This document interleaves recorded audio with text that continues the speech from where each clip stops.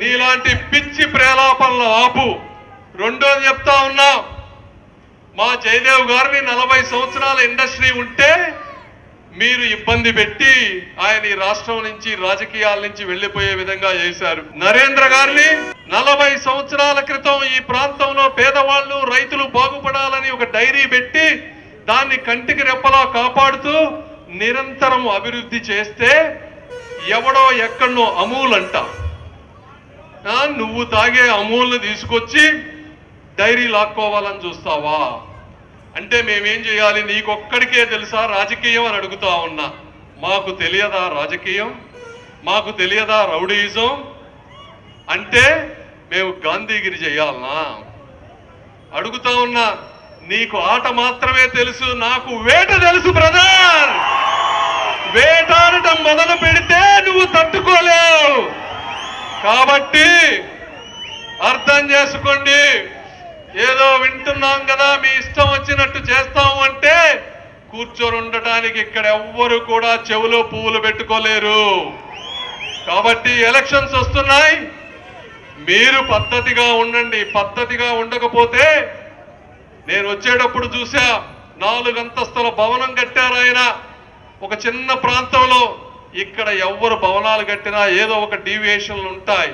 అది చూస్తే చుట్టుపక్కల ప్లేస్ లేదు అంటే డీవియేషన్ ఉన్నట్టే. అవి కూడా ఒక్కటే గుర్తుపెట్టుకోండి, పేదవారికి ఈ రోజున పనులు లేవు. బుల్డోజర్లు తీసుకొచ్చి పనులు కల్పిస్తాం మీరు సరిగా ఉండకపోతే అని తెలుసుకుంటూ ప్రతి ఒక్కరికి చెప్తా ఉన్నా. ఇదే కాదు, ఇక సమస్యల్లోకి వద్దాం. ఎందుకు చెప్తున్నానంటే మీ ఇష్టం వచ్చినట్టు చేస్తే ఊరుకోనని చెప్పడానికి ఇదే చెప్తా ఉన్నా. ఇక ముందు మందు గురించి మాట్లాడాలి. ఈయన పరిపాలన చేయవయా అంటే జగన్మోహన్ రెడ్డి గారికి 150 సీట్లు ఇచ్చి పరిపాలన చేయమంటే ఆయన ఏం చేశాడయ్యా అంటే, కోటి విద్యల కోట్ర కొరకే మందులోనే మాధవ సేవ, అన్ని దానములలో కల్లా గొప్ప దానం మందు దానం అనే విధంగా మందు మొత్తాన్ని దోచి 70% కమిషన్స్ తీసుకొని అదే విధంగా ఇసుకలో దందా చేసి గంజాయి ద్వారా డబ్బు సంపాదించి ఈ విధంగా నీచ రాజకీయాలకు పాటుపడతా ఉన్నారు. ఇసుక ధరని ఒక బంగారం ధరతో సమానం చేసి లక్షల మంది భవన నిర్మాణ కార్మికులు పొట్టగొట్టిన మాట వాస్తవం కాదా అని అడుగుతా ఉన్నా. ఇంతకు ముందు తెలుగుదేశం పార్టీ ఉన్నప్పుడు ఇసుక ఎట్లా ఇచ్చాం, అక్కడక్కడ అవినీతి జరుగుతా ఉంది అంటే ఆ రోజు దాన్ని పూర్తిగా ఫ్రీ చేశాం. అవునా కాదా?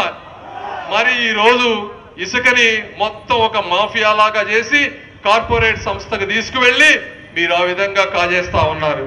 అదే విధంగా ఖనిజ సంపద, మనం అమెరికా లాంటి ప్రాంతాల్లో ఖనిజ సంపద కానీ పెట్రోల్ కానీ ఆ దేశంలో ఎన్నో ఉన్నా ఒక్కటి కూడా తవ్వరు. విదేశాల నుంచి దిగుమతి చేసుకుంటారు. ఎందుకు అంటే ఆ దేశంలో ఉండేటువంటి సంపద వచ్చే 500-1000 సంవత్సరాలకు వాళ్ళకి అవసరమైనప్పుడు ఉపయోగపడుతుంది, వేరే దేశంలో అయిపోతే అని.